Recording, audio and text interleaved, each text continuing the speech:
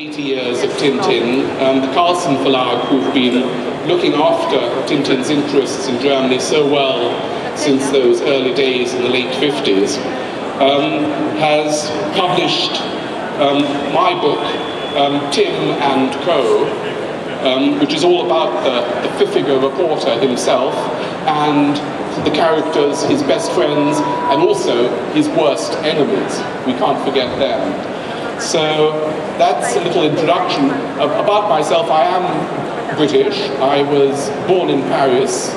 I discovered Tintin in Paris when I was 4, so he hadn't yet come to Britain. I then went back to Britain I went to Britain in 1957, which was exactly the year that Tintin first appeared in English. So I've was able to follow him after reading him first in French, in English. And then I was very lucky to be based in Germany myself for a number of years as a correspondent. So I've also got to know him as published by Carlsen as Tim and Struppi. So that's enough about myself. Now let's look at Tintin and the wonderful set of friends and characters around him. I start off with the picture of Moulin Sarr, of Marlin's Spike, the house which you will remember Captain Haddock is able to buy with a bit of financial support from Professor Calculus, Professor Beanline in Deutsch, who's made some money with his shark submarine invention. And those of you who've ever been to the Loire Valley may have seen the Chateau of Chevenny, and that is a guidebook which belonged to Hergé. And if with your hands you shut off the two wings of Chevenny, the two wings, take them away, there you have Moulin Sarr, and there you have Captain Haddock and Tintin striding towards it. So that's the house which they come to live in. But a little bit later, you'll remember that's after Red Rackham's Treasure. Red Rackham's Treasure was 1944, it was published, so at the end of the war years, they went there.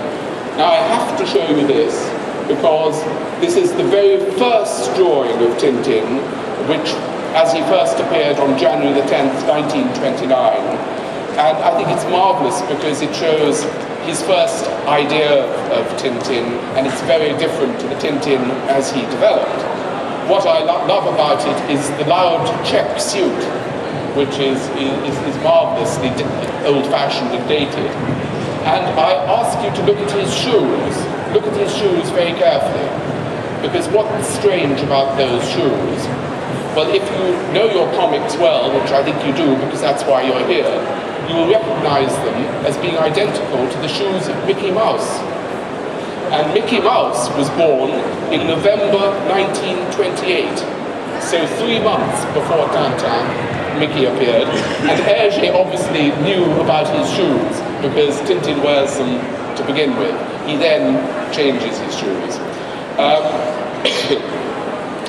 My next picture is also historically an important picture because it shows that moment in Tintin in the land of the Soviets, when he jumps into a Mercedes-Benz belonging to the Berlin police. You can see a model from the Stuttgart Museum above, showing how accurately he copied these cars. And Tintin puts his foot on the accelerator to escape from the police, and the hair, which you saw in the earlier picture, which was a bit vague, suddenly gets swept back into this quiff, into this, I think in Deutsch it's kind of toller, and it gets pushed back by the acceleration of the car. And that is the moment when Tintin develops his quiff, and he keeps it forever afterwards. Another historic picture, which I must show you, is the very first appearance of Captain Haddock, which was in 1940.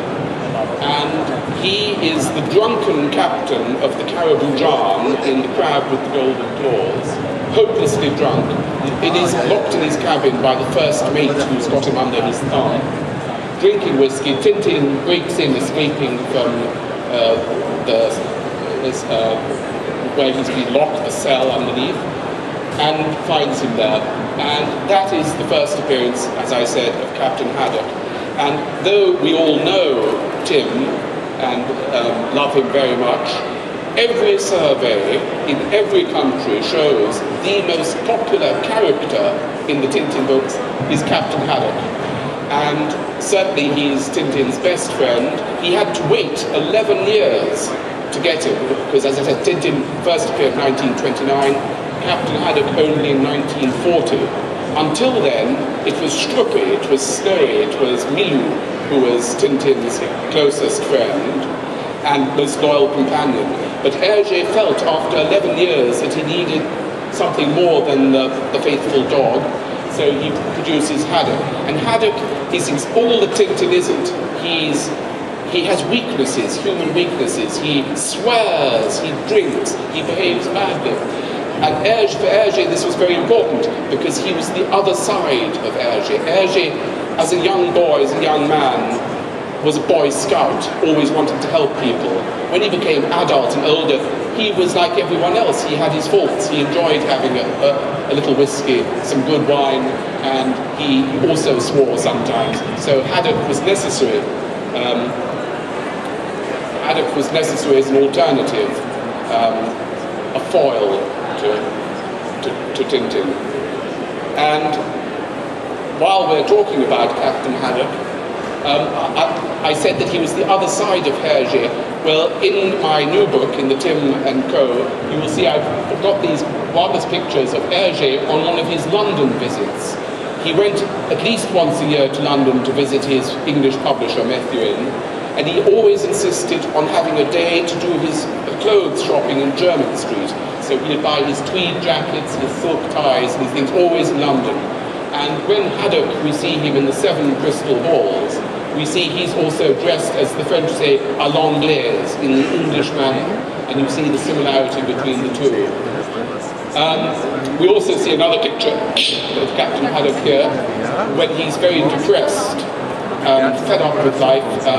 He's going through a bad period. This is later on in the same book. And it's very interesting because Hergé himself went through these periods of depression and also was very depressed. So that shows this is the other side of Hergé too. If I had more time with you, I could explain you the extraordinary story about the painting on the bottom left. But that is of a British Admiral, Sir Richard Haddock. And it hangs in the Defence Ministry, in the Verteidigungsministerium Ministerium in London. It's tucked away there. And in short, the story is that he invented the name Haddock. He was looking for a name for this new character. He had a sailor, and he wanted a suitable name. Well, he thought the British were the best seafaring nation, so he had to be British. But what sort of a name? So he went home for lunch one day, and his wife was cooking fish for him. And he said, "Oh, what have we got for lunch? Oh, there's fish." And she said, "I'm cooking that boring fish they call in English haddock." And he said, "Haddock, haha," and he wrote down Haddock, and Haddock became the name. But the reason I'm showing you this 17th century portrait of Admiral Sir Richard Haddock is that after Hergé had created this character, it was discovered that there was a whole family of Haddocks living on the Essex coast who had provided captains, commodores, and several admirals, including one admiral who was the exact contemporary of Sir Francis Haddock in The Secret of the Unicorn. What a coincidence. And very quickly, just because I can't bear not to show it, this is the villain, the marvellous villain, Master Populus from the Tintin Adventures, who was created already with the cigars of the Pharaohs, so very early, 1933-ish. But later, Aristotle Onassis, the great shipping millionaire, Greek shipping millionaire, became a model for him. And you see Onassis in a cutting which Hergé made from the French magazine Paris Match. And you see him on the ship's radio of his yacht, the Scheherazade, in the book, which you will know, what is it, Call on Board, I think in German. And there you see Aristotle Onassis on his ship's radio on his yacht, the Christina. So, just, let's water.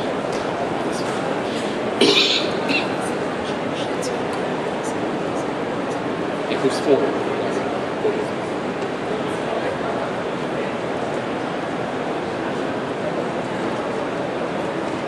This is a funny one while we're talking about Captain Haddock. one of his colleagues in the studio, Hergé, went on holiday to, I think, Ostend or Antwerp, and found this postcard, the one above. It looks big, but it's actually only a postcard. And he then sent it to Hergé saying, you know, having a good holiday, wish you were here. And Hergé was struck by this luster, this chandelier on top, in form of a ship's wheel. So he immediately copied it and used it in The Secret of the Unicorn when Haddock is a bit drunk and he's got very excited. Now, the funny thing about that is the postcard has a stamp on it with a July date. And we know from the drawing that he did it at the very end of July, beginning of August. So we could work out that the postcard inspired him within 2 weeks of getting it for drawing the thing. That's very unusual, because normally he kept his material for years and years and used it later. This was almost instant use. I'm showing you, since we're talking about the characters, the origins of the characters, well, you will recognize those two, the Schulze and Schulze in German, the marvelous detectives, Dupont and Dupont in French. And there they are in their first appearance in the Cigars of the Pharaoh, where he hadn't given them a name. So they were agents X33 bis, and then they became Dupont and Dupont in French. But among his papers, when I was going through his papers years ago, look what I found. The front cover of Le Miroir, French news magazine, showing two detectives. I love the way how one of them holds two umbrellas, just as the Schulze and Schulze would, and somebody who had tried to assassinate the French Prime Minister. So these were all the influences on the characters. But here you can see more influences. At the top, you have a photograph which I was given here in Germany because by a German friend whose husband was the British commanding officer in Bad Godesberg at the end of the war. And this young man, Paul Remy, was the Belgian commandant there, and it was in the Belgian sector, and they used to go riding every morning. Well, if you look at Paul Remy, who was 5 years younger than Hergé, you see there is Tintin. There is Tim. It is the real model for Tim. And he was teased in the army because he had this quiff, this look, and was teased about that. And they called him Major Tintin. So he made sure he brushed it down every morning. So, and there's a funny story about that later. But there, the young lady you see, aged 15 on the photograph on the right, is a girl called Marie-Louise van Cutsem. And she was Hergé's first love. He was deeply in love with her and was for several years. She was a bit older than he was, but they were very, very fond of each other. But her father disapproved. He was a very successful interior designer who worked for the Belgian architect Victor Horta, and thought that Hergé was beneath his daughter. So very sadly, he forbade his daughter to continue seeing Hergé. But Hergé got his own back, because when he created Tintin in 1929, Tintin had to have his best, most loyal companion, and who did he have? The terrier, Struppi in Deutsch. In French, the dog is called Milou. Milou was her name. Milou, short for Marie-Louise, and he knew her as Milou. So Tintin's most faithful companion is Hergé's first girlfriend. And there's a lovely story about this years later, in 1960, he was doing a book signing in the Innovation store in Brussels, and the queue of people, and then this middle-aged woman came up to him and he said, what name can I give? And he said, Milou. She said, Milou. And he said, no. And he got up, and there was his old girlfriend. She had come back from Africa. She had got married to a colonial servant and was now widowed, and had got back, and it was the first time they'd seen each other since she was 15 in that photograph. There is a photograph of Hergé at the time when I knew him in 1978, at home in Brussels. He had this wonderful art collection which he surrounded himself with. You see a painting by Serge Polyakov behind him. He had several paintings by Polyakov. You see an Egyptian head he's got, and other things. And that's what he looked like. The Hergé I knew was like that, and full of interest in life, full of humor, which I think we discover in his characters. And later on, if I have time, I think I will, I'll show you a photograph of him later, and you must remember what he looks like here. Finally, with these, you see two other twins. These were the real life influence on Schulze and Schulze.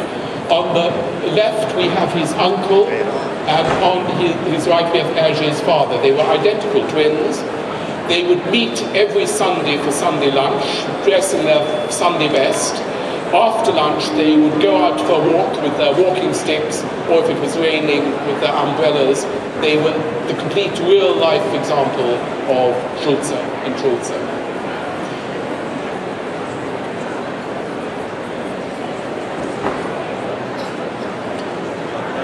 More characters.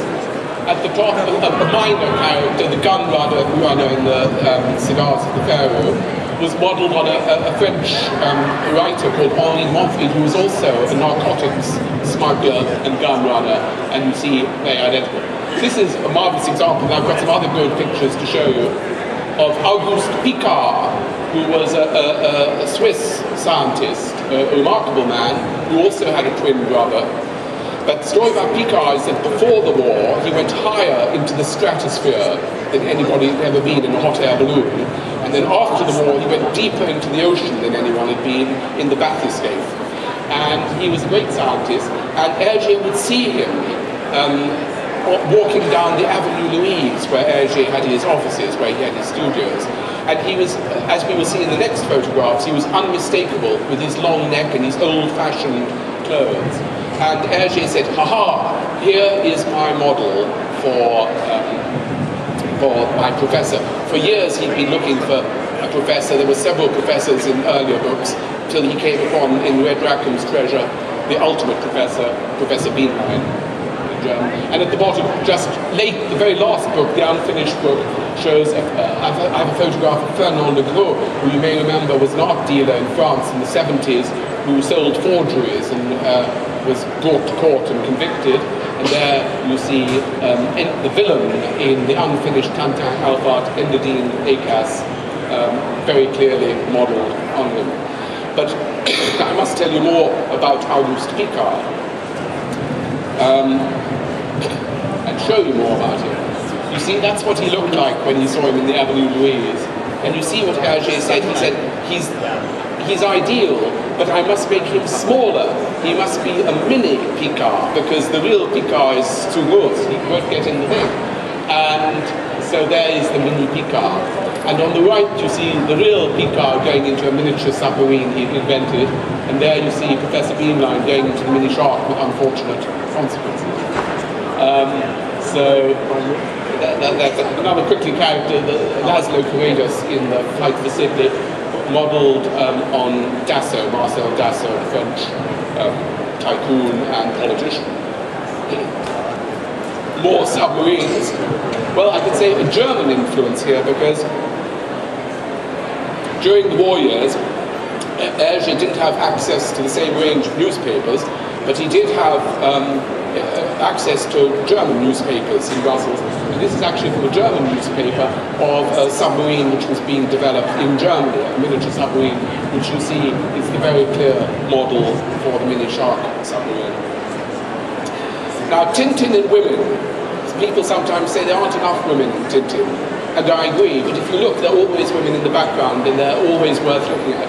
But there was one woman, who beats them all, Bianca Castafiore. And there you see her, dressed wonderfully, and there on the right you see the 1960 Chanel winter catalogue, which is used absolutely directly as the model for her there. Everything except for what Hergé calls the Tristan Dior pearls. We'll see them again soon. But isn't she glamorous? And it's interesting because when she first appears in 1939, after Tintin has stopped here in Frankfurt on his way to Clos, he goes to Clos and he meets her for the first time. She's going to give a recital in the Winter Gardens in Clos. And that's his first meeting with Castafiore in 1939. This is then from the late 60s, so 30 years later.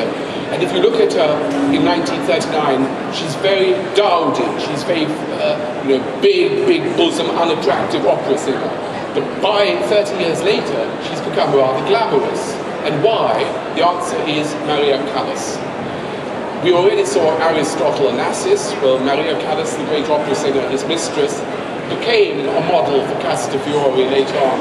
And there she is looking lovely in a picture by the great British photographer Cecil Beaton. And so Castafiore becomes, thanks to Maria Callas, more glamorous. And here you can see her taking Captain Haddock, pushing him in his wheelchair, again looking very elegant, wearing Chanel and Tristan Dior, as he called it, which is very nice. And the funny thing is the wheelchair is from a wheelchair catalogue which Hergé got, because he'd had a motor accident. He was very keen on driving Italian fast cars, and he was rather a reckless driver, and he had an accident entirely his own fault. Unfortunately, his wife was quite badly injured and was in a wheelchair for a year, and so he had to get her a wheelchair and got catalogues to find out which the best were. When I had the idea of doing a book on the characters of Tintin, Tim and company, I wanted, obviously, there were the 6 principal characters, the characters you had to have. But then I wanted to make a dozen, or choose a dozen altogether, so I could then choose 6 other lesser characters who I thought were very important. Well, I thought one couldn't do a book without the perfect pest, Abdallah. And there is the Abdallah who we know from Hergé, and there is the young King Farouk of Iraq, the young King Faisal of Iraq, who was made King of Iraq at the early age of 4. And there you see, that's the photograph from one of the news magazines of Faisal at the time of his coronation, and there you see Abdallah. And Hergé had a fascination for the desert. You remember Tintin goes to the desert. He has an affinity with it like Lawrence of Arabia, it seems. He's there on many occasions, and is thoroughly at home on a camel, or in the desolate wastes of the Sahara. And here you can see a photograph which I found among his papers, showing a Berber tribesman on horseback, and there the wonderful photograph below of Tintin Haddock on camelback. That, remember, is the moment just before Haddock gets so angry because they burst his bottles, the marksman, and that first wonderful volley of swear words come out. I was asked today by a publisher about the possibility of doing a book on Haddock's swear words. That it would be a good subject. I think it would be a very good subject. Here we, again, with characters. This is not a character who I include, but he could have been included. It's the arms dealer, Bazarov, from the early South American book, Broken Ear, and who was actually based on somebody who was an arms dealer, who sold weapons to both the Germans and Austrians and the British during the First World War. And made a lot of money, made so much money that after the war he bought a knighthood, a baronetcy, from Lloyd George, so he could call himself Sir Basil Zaharoff. And there he is in real life, and there is the model. Hergé was a perfectionist. He always absorbed everything around him, and people in particular, which is why it's interesting writing about characters, but also the places. And whenever he saw interesting images, he would cut them out and put them aside. This is just one of many examples which shows a picture of Guyana in South America from a geographical magazine, not the National Geographic, but another one, showing the trees and the canoes. And again, we see it. Of course, you know that because it then appears on the cover of the Broken Ear. He didn't have far to go for some of his items of inspiration. The museum in the Saint-Contenaire had a copy of the Fetish, which he uses for that same book, The Broken Ear. And if you go to the museum now in Brussels, you can see the original as it is in the postcard, which he took away when he went there. And there it is in Hergé's museum. At the Africa Museum in Tervuren is a very popular destination. And I think this is marvelous because that's a postcard on the top. And do you see, it's been taken with a flash camera, so the light reflects on the eye. Now, if you look at his drawing of the same Baptême des Masques, you see the light, again, is on the eye. So he's even copied the light on the eye. Also, talking about women, there are always women in the background in Tintin, if not in the foreground. And look at this woman, and she's also wearing the latest fashion for that year, which would have been 1935, winter-autumn fashions. And Hergé knew exactly what the latest fashions was, because the paper he was working for, Le 20e siècle, had a women's supplement every Monday, and because he was so good at drawing, he was asked to do the latest fashion illustrations for the women's supplement. So the fashion is always exactly right. And here we have the wonderful cigars of Lefebvre, which is one of my favorite books, which shows how his thorough his research was. If you look at this one, you see the chariot of Ramesses II from a book he had, which he had got specially for it. You see how it's transposed into the tomb beautifully. And in fact, if any of you have been or are going to Luxor, you can see the same depiction of Ramesses II in the chariot at Luxor on one of the temple walls. I have a friend who's a professor of Egyptology here at the German University of Göttingen, and I gave her this book, and she looked at all the hieroglyphs to check them, how accurate they were. They're all absolutely right. All the hieroglyphs, they're all, as he's copied them from books on Egyptology.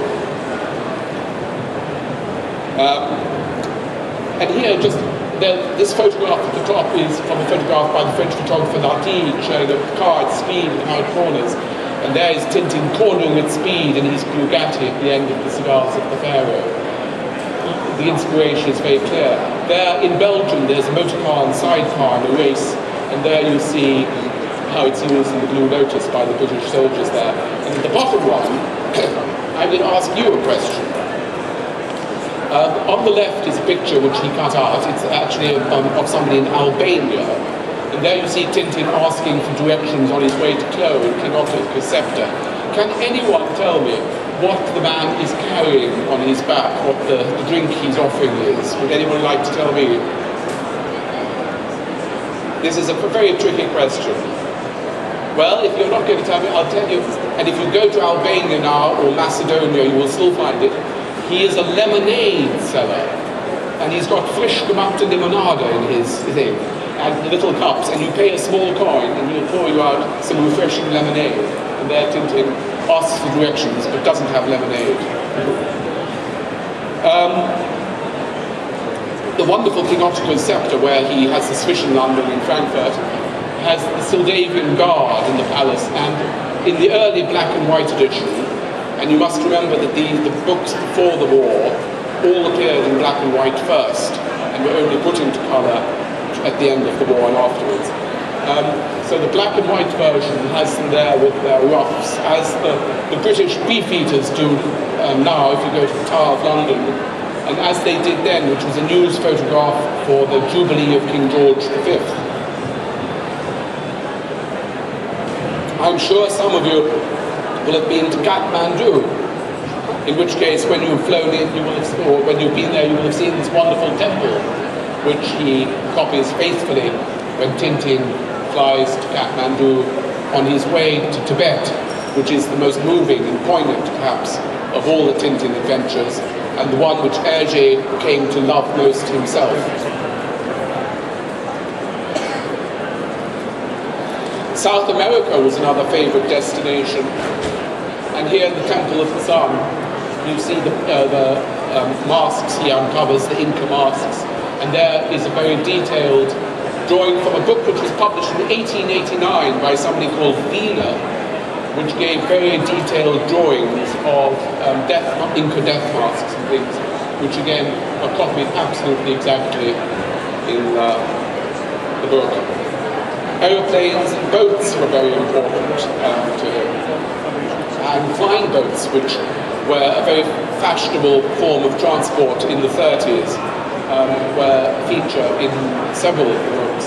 And there you see the model and the actual aeroplane. And again, the docks are, we have lots of ships in Tintin. We had a marvellous exhibition in London not long ago, and also a reception at the palace with the king. And he said, there's one guy I want to meet, and that's this Hergé chap. And so he was there, they met, and they became very good friends. And whenever Armstrong was in Europe, in Brussels, he would see Hergé. And when Hergé went to America, which he did later in life, he would see Armstrong.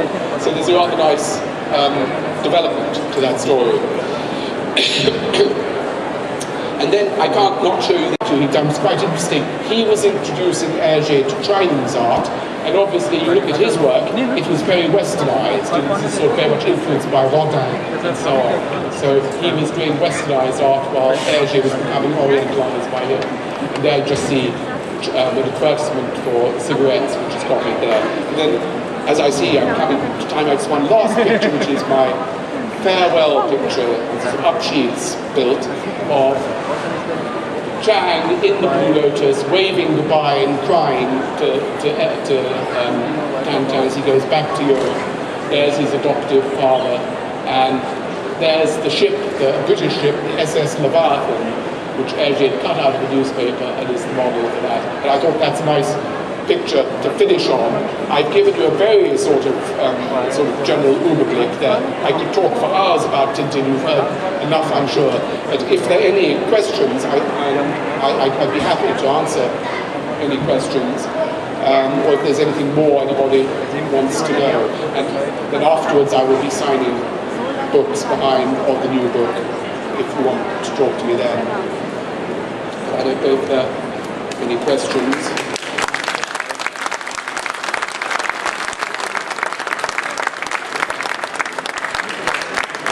Wenn es Fragen Ihrerseits gibt, es gibt jetzt noch ein paar Minuten die Gelegenheit, Michael Farr spezielle Fragen zu stellen.